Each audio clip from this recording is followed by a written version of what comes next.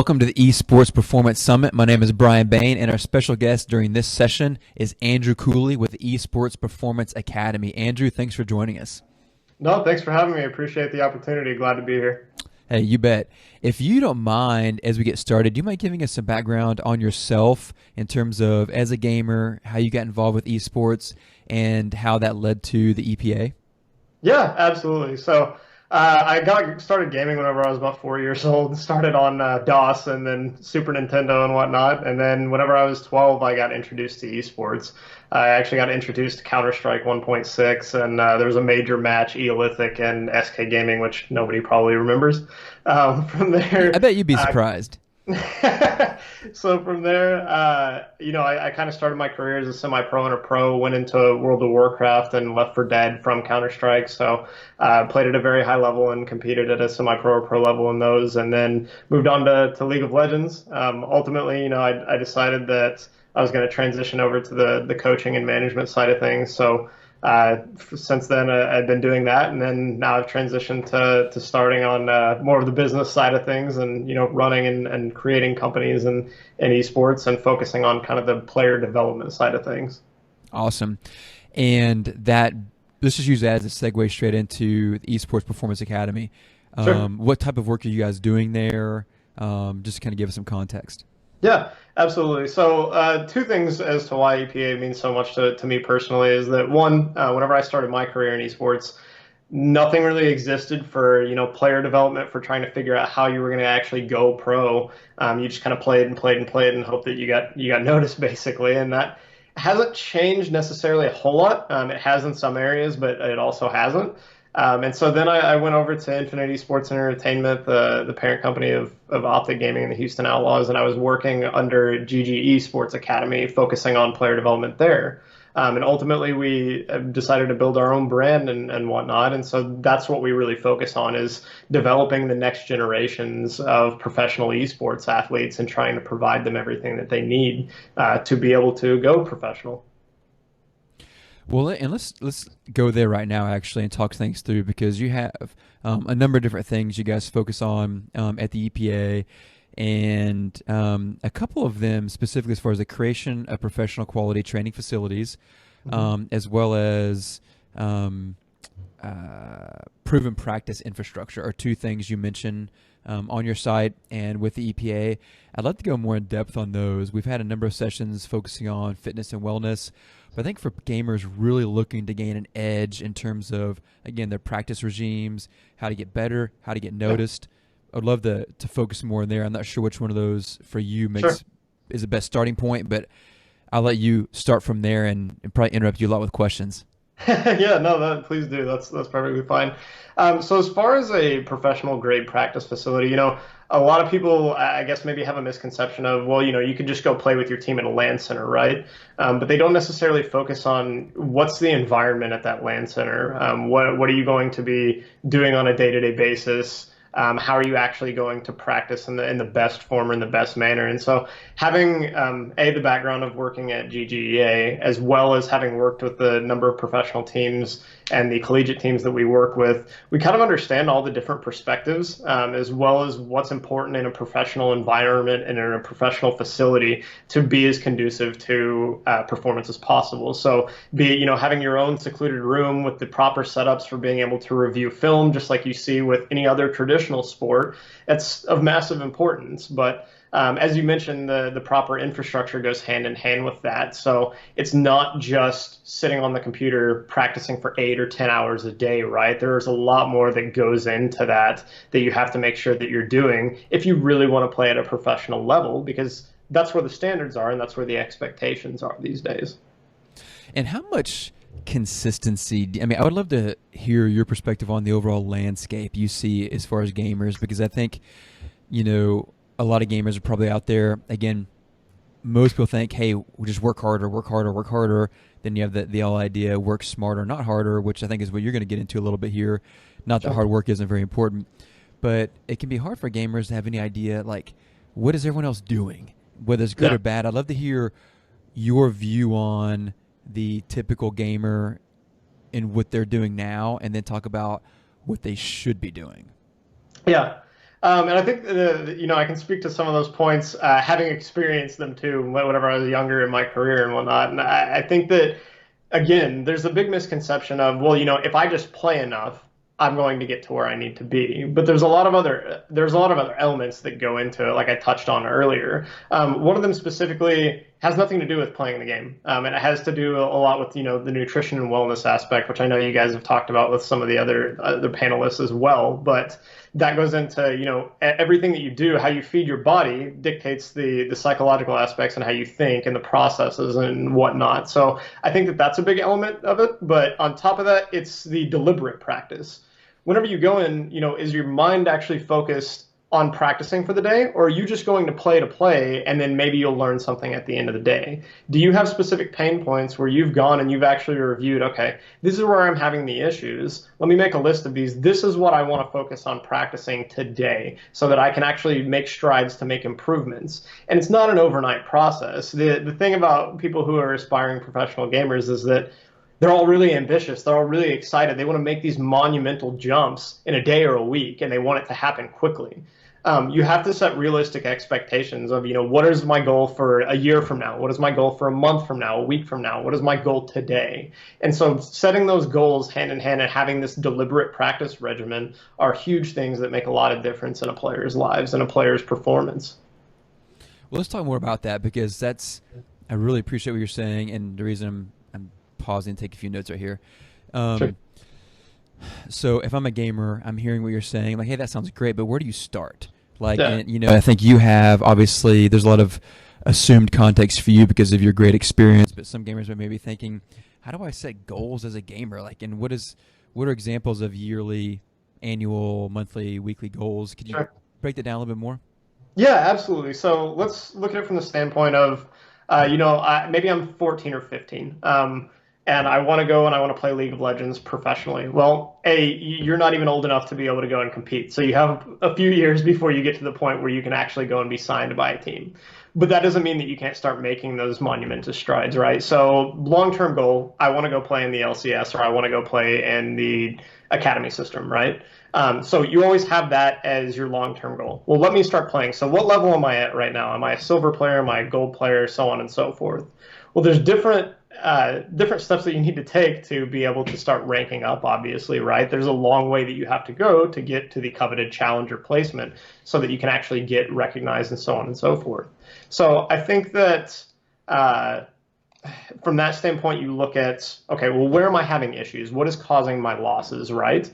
And so you're focusing, at least I'm speaking to specifically the in-game aspect. So am I having difficulty CSing? Am I having difficulty communicating with my teammates? Do I not know the champions well enough? Is my macro play not good enough? Do I not know enough about the game? And then you start trying to resolve those issues. So how can I go about fixing them? Do I need to watch more of myself play to find more pain points once I've resolved enough of them? Do I need to go and watch other content? Do I need to watch more professional matches? Do I need to get individualized coaching, which obviously is where we specialize, or team coaching? You need to figure out, who do you need to talk to, or what issues do you need to overcome? And so that, again, that's something that we really specialize in working with people, is trying to figure out what hurdles are you having trouble overcoming. What would you say to people who are watching? And again, we may have gamers watching this, as well as maybe even parents or gamers who want their parents to see some of it. What should someone be considering when the idea of wanting to go pro or wanting to compete on some kind of higher competitive level? How does someone get a feel for whether or not that makes sense for them to do, or if it's like, man, you're good and it's great to have fun, but that's not for you? Or do you even kind of think of things in that kind of distinction?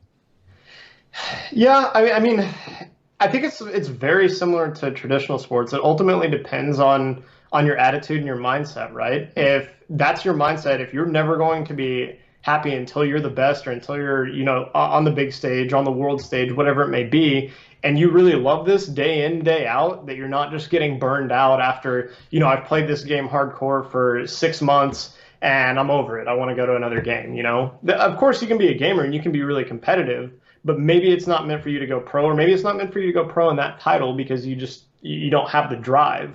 And so I think that that's one of the big things behind it is that you should consider your drive. Can you consistently do this? Does it matter to you day in, day out? Because there are a lot of people that do think that, hey, I really want to go pro in this game, but they don't want to put in the time and they don't want to put in the effort. And at some point, you just reach this wall where you're trying to push yourself to do it and you don't actually want to do it. So if you have that drive, then I think that everything else can fall into place pretty easily.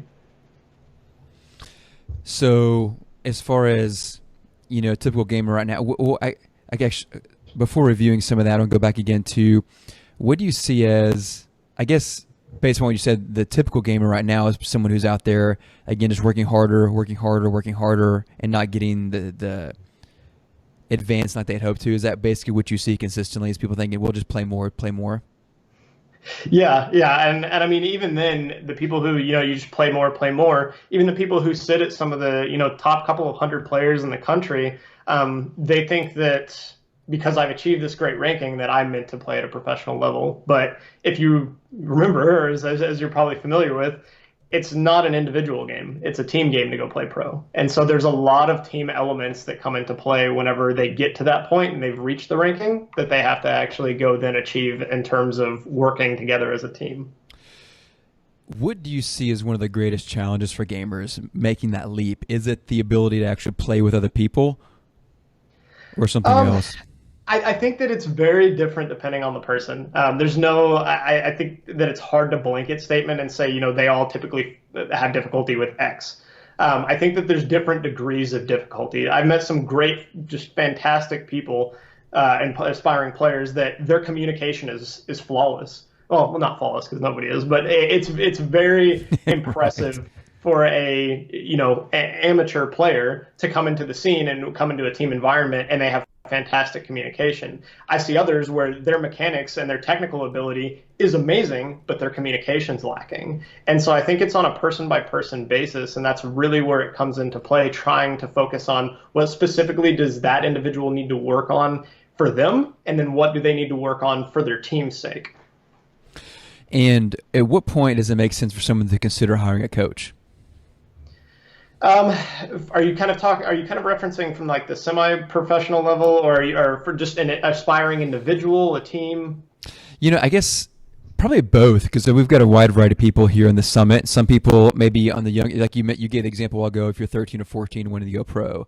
But you mentioned amateur, I guess semi-pro and pro. At what point along the way, I guess on that spectrum, and if a different spectrum is better, then correct me, but along that spectrum, where does coaching make most sense? And obviously everywhere is helpful, but where do you see as being like, here's really a leverage spot that can make a big difference with coaching? I think that kind of goes back to the mindset. Okay. And I always like traditional sports is the easiest parallel for anybody in esports, right? And so I like to think of it as, let's say you're in high school and you're playing basketball and you really want to go play at the collegiate level, or you really have aspirations to go pro, right? Well, are you going to get that out of playing for your high school team or for, your online team that maybe they don't take it as seriously as you do? That's something that I faced early on in my career is I couldn't find teams that took it as seriously as I did. I wanted to practice all the time. I wanted to figure out where my issues were. I wanted to go pro as quickly as possible. A little overly ambitious, maybe. And so I think that's really dependent upon the individual, because you're going to have somebody on your team that maybe they're having a really good time and maybe they're pretty good for the current stage of things where you guys are and your opponents that you're facing, but they're not going to go get the extra help. They're just having a good time. But if you're having a good time and you love it and you want to make something out of it and you want to make a career of it, then you really need to probably go find somebody to help you further that career and that passion and is going to keep pushing you to improve rather than just having you become complacent. So we started this piece of the interview talking about a professional practice facility, or like in being able to kind of develop more deliberate practice. You mentioned a few things as far as a secluded room, ability to review film. So again, if I'm sitting at home and primarily game from home, what are some key tips you would give as far as that someone can do at their house to significantly up and improve their practice environment? Yeah, so I think that that goes back to, set the goals for the day. First off, start off by doing that. Okay, I'm gonna practice today. I'm gonna do everything that I can. Actually warm up. There's a big issue I think in the gaming community where they're just like, okay, I'm gonna practice, let's go, and they go into ranked, which is what they're depending on to get noticed. If you're not warming up for your ranked matches, I think that you're doing a big injustice to your performance because just like any other traditional sports athlete, you have to warm up your eyes, right? Do an ocular warm up. Go just play a warm up game in general to accomplish everything. Get your hands warmed up, stretch your hands, stretch your wrists, so on and so forth. But actually consider doing a warm up for your matches and for your practice day. So doing that with, like I said, setting goals to be able to get the most out of your day, and then actually take the time to, let's say you go and you do a practice, or not your practice Can I match, interrupt but you you real go. quick? What would an optic warm up be? What's a simple example of warming up your optics? So an ocular warm up, I guess you can. There's a variety of different things, and I'm no specialist, right? I usually Sure. work with the specialist for them to be able to figure out what's best. But I mean, speaking specifically about League of Legends, you have to have a lot of awareness and you have to be looking at multiple places simultaneously, right? So trying to look quickly at the corners of your monitor, look back and forth, just making sure that you're actually aware enough, you're warming up, I guess, your eyes to be able to achieve something like that because you're trying to watch, let's say the mini map in the bottom corner of your screen while watching the same thing. If you're just kind of sluggish and lethargic and you just got out of bed or whatever and you go into a ranked match, well, what is that going to net you likely? It's Probably. fun. It's funny as what you're saying. It sounds very similar to speed reading training that I've done in the past. Hmm. One of the things they try to get you to do is really stretch your ability to look back and forth really quickly over and over Yeah. again. And they have all these exercises where literally like your eyes are following this thing pinging across the page back and forth and up and down and jumping around. And the whole idea is Yeah. it's expanding your vision. And that sounds like what you're describing here, which is really a really interesting parallel. Yeah. Yeah, exactly. Okay, I totally interrupted you. So you mentioned warming up, play warm up games, stretch hands and wrists, ocular warm up, and then Yeah, so let's say you go and you play a match, right? Let's say you knock it out of the park and you're doing fantastic, right? Well, kind of reset your expectations. Don't go into the next game of you're riding this high of, oh, I did really well, today's going really great. Just forget that you won the match. Just reset your expectations and remember what you need to focus on. Because if you ride that high into the next game, then you're going into the next game thinking, I did so well, I'm gonna go and I'm gonna do great in this game. Well, so what happens whenever you go into the game and you don't perform really well, right? Then you're all of a sudden you're frustrated because your expectations haven't been set accordingly. You can play bad in any game, you can play fantastic in any game. You just need to view each game separately. But again, once the game concludes, go and start taking notes. What went right? What went wrong? What can I improve upon? And then look at those at the end of the day to try to set expectations for the next day. Okay, this is where I was consistently making mistakes across all of my games today. Where can I go and I can make adjustments for the next day? nice. Um, do you have any tips as far? I mean, just get out pen and paper, notebook, take notes. Any tips on best ways to keep track of things? Everybody's different. I think that the common theory is that actually writing things down helps memory, and so I think that that is very helpful. I used to always give our players notebooks, and so I'd always say, go through, set your expectations for the day, set what you want to focus on in game, what you want to focus on as a team. Try to make those adjustments, or rather those notes, so that you can have it in your head for what you want to focus on during the day. But yeah, I mean, you can type things into a sticky note on your computer. You can type it into a Word doc. You can set reminders in your phone. Whatever works best for you. And let me see. This is excellent. And so I guess this is where again I think about in some of our other sessions where we talked about fitness and wellness and other dynamics. A lot of these things can sound like I don't want to do. A gamer can hear this think I don't want to do that. It's too much work. I'm doing fine as it is, and on and on and on. Typical excuses of even traditional athletes. But I come back again and again in these sessions and highlight this quote that's on top of the training room when I was playing high school sports, where it said, champions do the little things that others don't want to do. And that's what I think about when you're talking about taking notes and doing these different things. Is like it's enough at the end. You've been gaming for hours. You're sick. You want to stop, or you're tired, I should say. You want to stop, but taking that 5 minutes just to process that through, set your goals for the next day, can be a huge boost in your performance over time. Yeah, absolutely. Definitely agree. What any thoughts as far as an optimal gaming time? Because if someone's like going 8 to 10 hours, like do you see once you pass a certain number of hours, you're usually not getting better, or if you're doing under a certain amount of hours, I know it can vary by individual, but I'm curious if there's a general range that you've seen as a general effective practice period. Yeah, what's typically most consistent is that you do two scrim blocks a day on your practice day, at least in terms of the pro scene. And so those typically go somewhere between 3 to 4 hours. You'll typically have an hour break, and then you'll go for 3 to 4 hours. And I think that, again, as you kind of mentioned, that every individual is different. You have to figure out what your threshold is. But at some point, try to have a realistic conversation with yourself and figure out, I know that I want to improve, right? I know that I want to get better today, but how much more am I going to get out of practice and out of improvement if I keep going today? Is it going to be more detrimental to my performance, or am I going to get something out of it? Because let's say that you have been practicing. There are situations where people do triple blocks, right? And there is probably something to be gained out of a triple block in a day, and you can probably do that periodically, but it's not a long-term thing.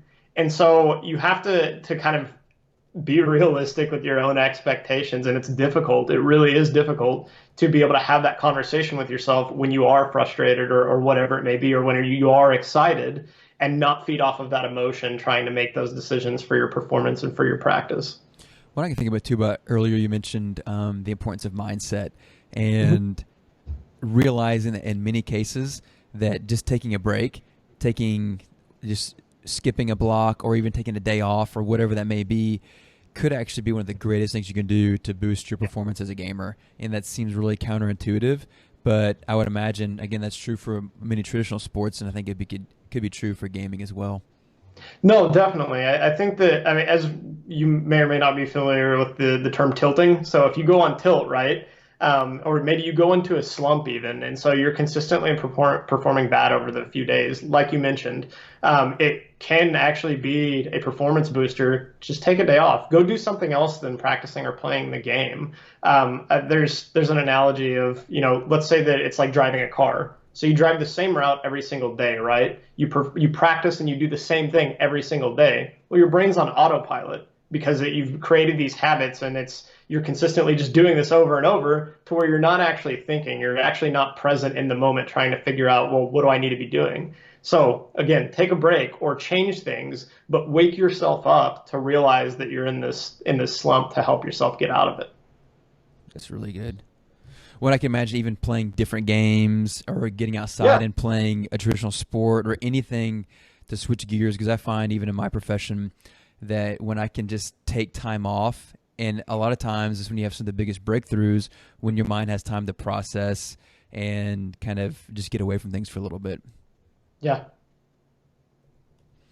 So we've talked a lot about practice here, and I'm curious because I don't want to move on until we've covered this really well, because I think all these tips on deliberate practice is really great stuff. Is there anything any question I haven't asked that I should, or big wins you've seen your students see in the past that we haven't discussed? I think that as esports has continued to grow over especially within the last few years, I know that, again, I don't want to beat a dead horse because I know that you guys have talked on this a little bit with some of the other panelists, but I think that one of the most undervalued things is the nutrition aspect and the fitness and wellness. It's difficult to get the younger kind of players to buy into it, but it's of vast importance. And I usually like to give two examples, one from my career and then one of another player that I worked with recently who just recently got signed. So with myself, I was 15, 16 years old, and I was warming up for a Counter-Strike match, and I was hungry. It was dinner time, and I wasn't thinking anything about it because I was 15 or 16. Went and ate a pepperoni pizza right before the match. Couldn't land any of my shots. I was so frustrated because I was sluggish. I was groggy. I had just eaten this pizza right before a match. Stupid decision. The other one is that one of our players, whenever they went home for a break, I was keeping up with him and I was keeping in touch with him, seeing how things were going. And he was like, yeah, I just don't feel like I have as much clarity as I had in the past. He said, I don't feel like I'm as confident and I'm not making as many strides in improvement. And I said, well, walk me through your day. So he walks me through his day and I said, okay, did you work out? No. How much sleep did you get? Well, I probably could have gotten more. Okay, well, what did you eat today? It was fatty, terrible foods. And I said, if you will go and you will make those as big of a priority as the rest of your practice day, you'll start to see those improvements again. So he goes and he makes the changes and he's like, yeah, I'm feeling better about things. It's very undervalued, especially like I said, in the developing generation, but is a vast importance just as much as sitting there trying to practice playing the actual game on a day in, day out basis. That's significant because, again, while we do have several sessions and that have talked about the significance of diet, exercise, and just general overall wellness, I don't think it can ever be emphasized too much. So I'm glad to talk about it here as well. But for you to say that the food you eat, your physical exercise, the sleep you get is as important as your actual time holding the controller and playing the game, that's a big deal that I think most people, a lot of gamers probably don't want to admit. But again, come back to that idea that champions do the little things that others don't want to do. If you really want to get ahead and make that difference, whether it be going pro or just competing on any kind of a higher level competitively, this is the stuff you need to be listening to.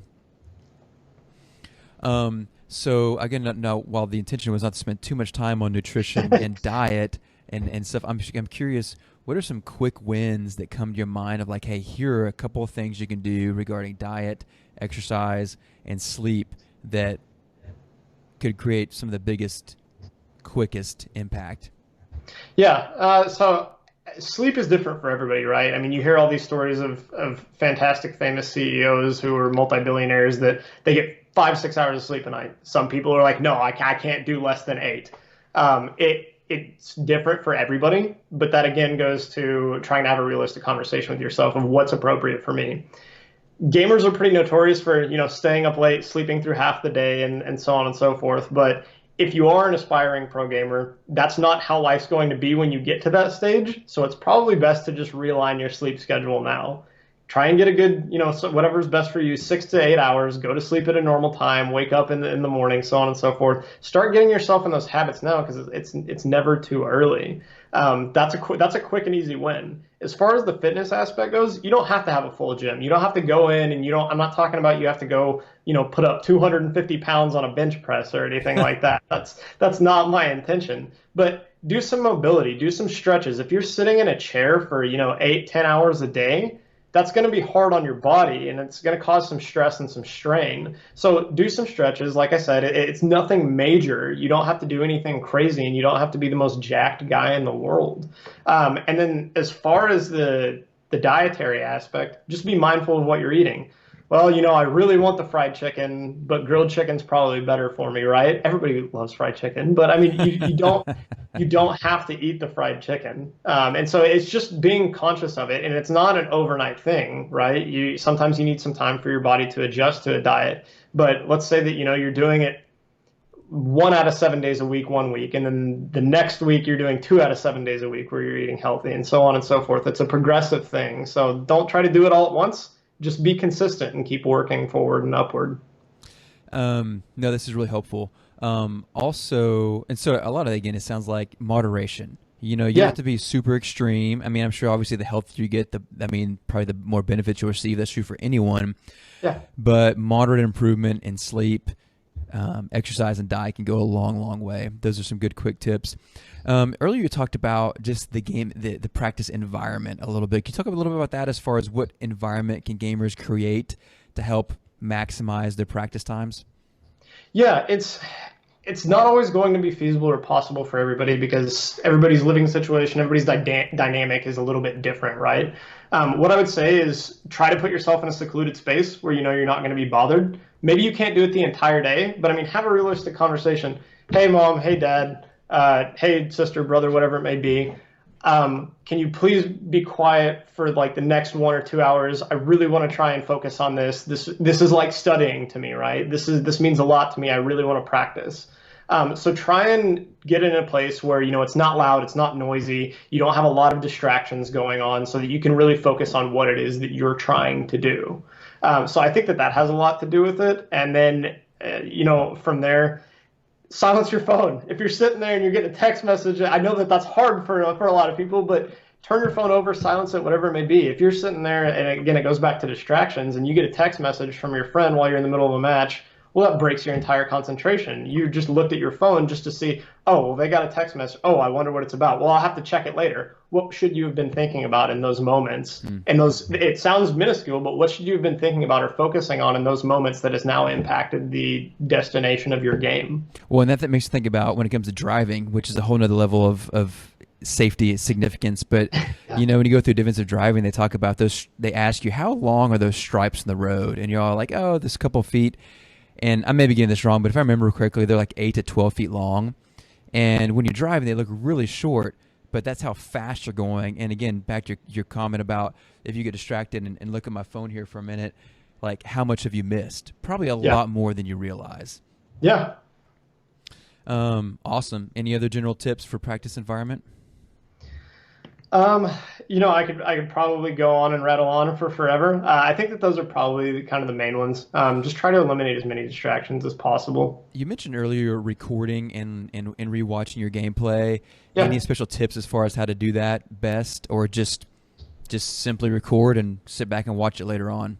Yeah, I would say that it depends. So if you're trying to play with a friend, it's better to actually record the video itself. Of your actual play, rather than, there's a lot of game clients that they have a replay system, right? And so it'll let you view your perspective and it'll let you view across the map and whatnot.